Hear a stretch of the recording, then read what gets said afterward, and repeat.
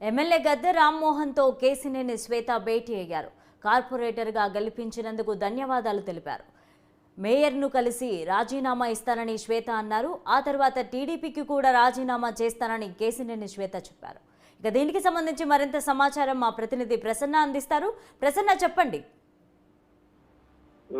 కేసినేని శ్వేత కొద్దిసేపటి క్రితమే ఎమ్మెల్యే గద్దె రామ్మోహన్ వచ్చారు. గద్దె రామ్మోహన్ ఎందుకు కలిసారంటే ఆమె కార్పొరేటర్ గా కలవటంలో గద్దె రామ్మోహన్ సపోర్ట్ ఎక్కువ ఉంది, కాబట్టి నేను గద్దె రామ్మోహన్ కలవడానికి వచ్చాను. మర్యాదపూర్వకంగా కలిసి నాకు గత మున్సిపల్ ఎన్నికల్లో కోఆపరేట్ చేసినందుకు థ్యాంక్స్ కూడా చెప్పానని చెప్పారు. సేపట్లో మేయర్ ని కలిసి ఆయన కార్పొరేటర్ గా ఉన్నారు. ప్రస్తుతం కార్పొరేటర్ గా రాజీనామా చేసిన తర్వాత టీడీపీకి కూడా రాజీనామా చేస్తారు. ఒక 4-5 రోజుల నుంచి మనం చూస్తే కనుక కేసినేని నాని ఎపిసోడ్ ని గమనిస్తున్నాను. కేసినేని నాని టీడీపీకి కొంత దూరంగా ఉన్నారు, రాజీనామా చేస్తున్నట్టుగా కూడా ప్రకటించారు. కేసినేని నాని కుమార్తె చేత కూడా తండ్రి బాటలో రాజీనామా చేయాలి కాబట్టి ఫస్ట్ అధికారిక పదవికి రాజీనామా చేసి ఆ తర్వాత పార్టీకి కూడా రాజీనామా చేసే ఆలోచనలో ఉన్నారు. Right, thank you Prasanna. రాజీనామాల విషయంలో మీతో ఏం చెప్పారు? ఎందుకని రాజీనామాలు కారణాలు ఏమైనా చెప్పారండి? కంటెస్టీగా మిమ్మల్ని ఒకసారి కలిసి వెళ్దాం, మీరు నాకు ఎఫెక్షన్ గా సీట్ ఇచ్చారు, నాకు కోఆపరేట్ చేశారు, ఇవన్నీ కొన్ని పరిస్థితులు రాజీనామా చేద్దాం అనుకున్నాను, ఒకసారి చెప్పి వెళ్దాం ఇచ్చారు. అంతే, ఆల్ ది బెస్ట్ అని జాగ్రత్తగా ఉన్నాం. అంటే పార్టీకి కూడా రాజీనామా చేస్తున్నారు, పార్టీకి రాజీనామా చేస్తున్నారు, ఎంపీ గారు కూడా పార్టీ నుంచి వెళ్ళిపోతా అంటున్నారు. ఎంపీ గారు అయితే నాకు చెప్పలేదు, ఆవిడ మాత్రం కార్పొరేటర్ గా రాజీనామా చేసి తర్వాత పార్టీ రాజీనామా చేస్తా ఉన్నారు. రాజీనామా చేసేటట్టు చేస్తారు. మీరు ఏమన్నా వెనక్కి తీసుకోమని ఏమన్నా చెప్పి జాగ్రత్తగా చూసుకోవడానికి మీరు జాగ్రత్తగా స్టెప్ లేని చెప్పారు.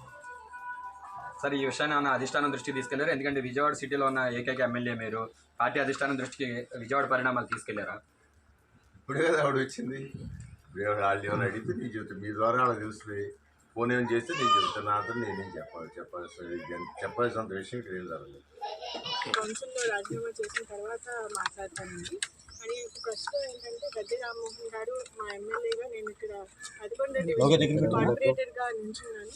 ఆయన నాకు ఎంతో సపోర్ట్ చేశారు, మోటివేట్ చేశారు. అందుకని మర్యాదపూర్వకంగా ముందు వచ్చి మా ఎమ్మెల్యే గారికి చెప్పుకోవడం అనేది కరెక్ట్ అనిపించింది. అందుకని ఈరోజు వచ్చి ఆయన బ్లెస్సింగ్స్ తీసుకున్నారు. అలాగే ఇప్పుడు వెళ్ళి మన కార్పొరేషన్లో మేయర్ గారికి రాజీనామా సబ్మిట్ చేస్తున్నాను. తర్వాత వెంటనే టీడీపీకి రాజీనామా చేయడం జరుగుతుంది. ఆ తర్వాత నేను మాట్లాడదామని అనుకుంటున్నాను. ఎందుకు మేడం మీరు ఎందుకు రాజీనామా చేయాలని అనుకుంటున్నారు? కూడా మీకు అన్ని స్పష్టం చేస్తాను, కానీ కౌన్సిల్లో ఫస్ట్ అంటే కార్పొరేషన్లో ఫస్ట్ రాజీనామా చేసిన తర్వాత నేను మాట్లాడతానండి. అన్నీ కూడా స్పష్టం చేస్తాను, జస్ట్ కొంతసేపు ఆగండి. ఫస్ట్ రాజీనామా చేసిన తర్వాత నేను ఏదైనా కానీ నా కామెంట్స్ అనేది మీకు స్పష్టం చేస్తాను.